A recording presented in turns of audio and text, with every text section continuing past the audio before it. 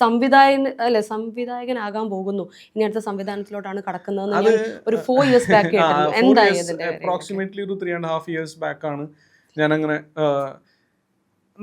ഇത് ഹിറ്റ്ലർ ചെയ്യുന്ന സമയത്തായിരുന്നു. ഞങ്ങൾ ഇതേപോലെ ഫ്രണ്ട്സ് കൂട്ടിയിട്ട് ഒരു പ്രൊജക്ട്, അപ്പോൾ ഞാനും ഹെബാറും കൂടി ഇരുന്നിട്ട് കഥ എഴുതുന്നു. വേറെ കുറച്ച് സുഹൃത്തുക്കളുണ്ടായിരുന്നു. നമ്മളെല്ലാവരും കൂടി ഇരുന്നിട്ട് അതിൻ്റെ പിന്നാലെ ഇരുന്ന് അതിനൊരു പ്രൊഡ്യൂസർ ആവുന്നു. നമ്മളത് ഷൂട്ട് ചെയ്യാൻ വേണ്ടി എല്ലാം സെറ്റായിരിക്കുന്ന സമയത്ത് പുള്ളി ബാക്ക് ഔട്ട് ചെയ്യുന്നു.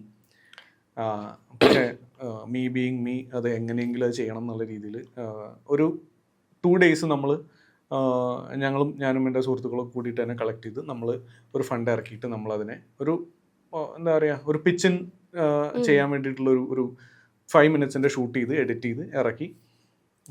പിന്നീട് നമുക്ക് വീണ്ടും ഒരു പ്രൊഡ്യൂസർ ആവുന്നു. വീണ്ടും again things are fine, looking fine. നമ്മൾ ഡയറക്ടർ ആവാൻ പോകുന്നു. അങ്ങനെ പിന്നാലെ പോകുന്നു.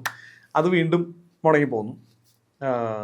അപ്പോൾ ഞാൻ മനസ്സിലാക്കിയൊരു കാര്യം എന്ന് പറയുന്നത്, ആ ഒരു ചെയറിൽ ഇരുന്നിട്ട് ഞാൻ അത് ചെയ്യുന്ന സമയത്ത് കിട്ടിയ ഒരു അഡ്രിനാലിൻ പമ്പ് ഉണ്ടല്ലോ, അതെനിക്ക് ലൈഫിൽ എവിടെയും കിട്ടിയിട്ടില്ല. ഞാൻ അങ്ങനെ ഓവറായിട്ട് എക്സൈറ്റഡ് ആവാത്തൊരു വ്യക്തിയാണ്. ലൈക്ക് എൻ്റെ വളരെ എനിക്കെന്തെങ്കിലും ഞാൻ എൻ്റെ സിനിമ ഫസ്റ്റ് ചെയ്ത സമയത്തോ അല്ലെങ്കിൽ അത് ഇറങ്ങിയ സമയത്തോ ഒന്നും ഞാൻ അത്ര വലിയ എക്സൈറ്റ്മെൻറ്റ് എനിക്ക് ഉണ്ടായിരുന്നില്ല. പക്ഷേ ഇത് ചെയ്ത സമയത്ത് എനിക്ക് കിട്ടിയ ഒരു അഡ്രിനാലിൻ പമ്പ് എനിക്ക് ഇതുവരെ ഉണ്ടായിട്ടില്ല. അപ്പോൾ ഞാൻ വിചാരിച്ചു ഓക്കെ യെസ്, ഇത് എനിക്ക് വേണം, ഇതെനിക്ക് ചെയ്യണം.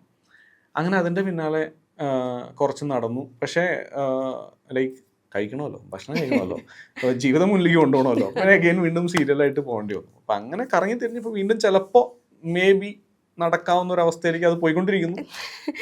അതെന്തായാലും നമുക്ക് കാണാൻ സാധിക്കട്ടെ. Hopefully yes. പക്ഷെ ജീവിതം എന്തായാലും മുന്നോട്ട് പോകുന്നു. ദിവ്യ ഇപ്പോഴും റെയിൽവേയിൽ തന്നെ വർക്ക് ചെയ്യാണല്ലോ. വൈഫ് റെയിൽവേയിലൊക്കെ. ഞാൻ അതിന് ഇൻബിറ്റ്വീൻ ചോദിച്ചാണ്. എന്തായാലും ഭാവിയിൽ അരുൺ ജി രാഘവ് എന്ന ഡയറക്ടറിനെ കൂടെ കാണാൻ പറ്റട്ടെ. പക്ഷെ എനിക്കിപ്പോൾ ഒരു കാര്യം ഉറപ്പായി, സെറ്റിൽ ഫുള്ള് വെജിറ്റേറിയൻ ഫുഡായിരിക്കും. സെറ്റിൽ വെജിറ്റേറിയൻ ഫുഡായിരിക്കും. അങ്ങനെ അല്ല, ഞാൻ പക്ഷേ ലൈക്ക് അതൊന്നും നമുക്ക് മറ്റുള്ളവരുടെ താല്പര്യങ്ങളിലോ ഇതിലൊന്നും നമുക്ക് ഇടപെടാൻ അല്ല. ഹെൽത്തി ആയിട്ട് ഇപ്പൊ ഇവിടെ സെറ്റിലൊക്കെ ഫുഡൊക്കെ കറക്റ്റ് ആയിട്ടൊക്കെ നമുക്ക് ഇത്രയും ഹെൽത്ത് കോൺഷ്യസ് ആയതുകൊണ്ട് ചോദിക്കുകയാണ്, ഈ ഷൂട്ടിന്റെ ഇടയിൽ നല്ല ഭക്ഷണം കിട്ടില്ല. അതേപോലെ നമ്മൾ സ്കിന്നൊക്കെ കെയർ ചെയ്യുമ്പോൾ ബുദ്ധിമുട്ട് തോന്നാറുണ്ട്. ഭയങ്കര ബുദ്ധിമുട്ടുണ്ട്. അതായത് നല്ല ഭക്ഷണം എന്ന് പറയുന്നത് ഇന്ന് ഫോർച്ചുനേറ്റ് ആയിട്ടുള്ള വളരെ കുറച്ച് ആൾക്കാർക്ക് കിട്ടുന്നുള്ളൂ. നമ്മളിപ്പോൾ ഇപ്പം തന്നെ ഈ റീസെൻ്റ്ലി എത്ര മറ്റേ ഫുഡിൻ്റെ ഇഷ്യൂസ്, എത്ര ഹോട്ടൽസ് നിന്ന് എങ്ങനെയൊക്കെയുള്ള ഭക്ഷണങ്ങൾ പിടിച്ചെടുത്തു. നമ്മൾ ഈ ടേബിളിൽ ഇരിക്കുമ്പോൾ ഇവിടെയുള്ള എസ്തെറ്റിക് ഭംഗിയും അതിലുള്ള ക്ലീൻലിനെസ്സും മാത്രം നോക്കി, പ്ലേറ്റിൻ്റെ വൃത്തിയും മാത്രം നോക്കുന്ന സമയത്ത് ഇത് ഉണ്ടാക്കുന്ന സ്ഥലം നമ്മൾ കാണുന്നില്ല. ഇതിൻ്റെ ബാക്ക് എൻഡിൽ നടക്കുന്ന ഒരുപാട് കാര്യങ്ങൾ നമ്മൾ അറിയുന്നില്ല. എന്ന് വെച്ചാൽ എല്ലാ റെസ്റ്റോറൻറ്റ്സും എല്ലാ ഹോട്ടൽസും അങ്ങനെയാണെന്ന് പറയുന്നില്ല. പക്ഷേ ഒരു പരിധി വരെ ആളുകൾ അതിനൊരു സെക്കൻഡ് പ്രയോറിറ്റിയെ കൊടുത്തിട്ടുള്ളൂ എന്നുള്ളതിൻ്റെ ഉദാഹരണമാണ് വളരെ പോപ്പുലറായിട്ടുള്ള നിൽക്കുന്ന കുറച്ച് റെസ്റ്റോറൻറ്റ്സിൻ്റെ പേരൊക്കെ റീസെൻ്റ്ലി ഫുഡ് ഇൻസ്പെക്ടർ ചെക്ക് ചെയ്തിട്ട് വന്നിരുന്നു. അപ്പം അത്രയും പോലും ഇല്ലാത്ത ചില ഹോട്ടൽസിൻ്റെയൊക്കെ അവസ്ഥ എന്തായിരിക്കും ഒന്നും ചെയ്യാൻ പറ്റില്ല. അപ്പം നമുക്ക് മെസ്സ് എന്ന് പറയുന്ന ഭക്ഷണം ഓക്കെ ഇത് നല്ലതായിരിക്കുമെന്ന് വിശ്വസിച്ച് കഴിക്കാന്നല്ലാതെ അതിൻ്റെ അപ്പുറത്തേക്ക് വേറെ ഒന്നും ചെയ്യാനില്ല.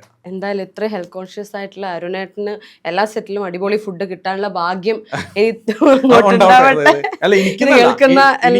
എല്ലാവർക്കും ഭക്ഷണം കിട്ടേണ്ടത്. കാരണം ആർട്ടിസ്റ്റ് ഭംഗിയായിരിക്കാനും ഹെൽത്തി ആയിട്ട് ഇരിക്കേണ്ട ഉത്തരവാദിത്തം ഒരു പരിധിവരെ സംവിധായകനും പ്രൊഡ്യൂസേഴ്സിനും എല്ലാവർക്കും ഉണ്ട്. അതുകൊണ്ട് നല്ല ഫുഡ് എല്ലാവരും കൊടുക്കുക. അവർക്ക് വേറെ ആർട്ടിസ്റ്റുകൾ കിട്ടുമല്ലോ അല്ലേ? എല്ലാവർക്കും പ്രോഫിറ്റ് മതി. നമുക്കിപ്പോൾ ഈ ഭക്ഷണം കഴിച്ചു, ഇന്ന ആർട്ടിസ്റ്റിന് പ്രശ്നം വന്നു, ഓക്കെ റീപ്ലേസ് ചെയ്യാം, അടുത്ത ആളുകളെ കിട്ടും. നമുക്ക് നമ്മളെ ഉള്ളൂ എന്നുള്ളത് നമ്മൾ തിരിച്ചറിയാന്നുള്ളതേ ഉള്ളൂ. ഇതിൻ്റെ അപ്പുറത്തേക്ക് വേറെ ആരും നമുക്ക് വേണ്ടി ഒന്നും ചെയ്യാൻ നിൽക്കുന്നില്ല. അവിടെ നമുക്ക് വേണ്ടിയിട്ടുള്ളത് നമ്മൾ കണ്ടെത്തുക, നല്ല ഭക്ഷണം നോക്കി കഴിക്കാൻ ശ്രമിക്കുക. അല്ലാത്ത സമയത്ത് ഉള്ള പൊട്ട ഭക്ഷണത്തിൻ്റെ അളവ് കുറച്ച് കഴിക്കാൻ നോക്കുക, അത്രേ ഉള്ളൂ.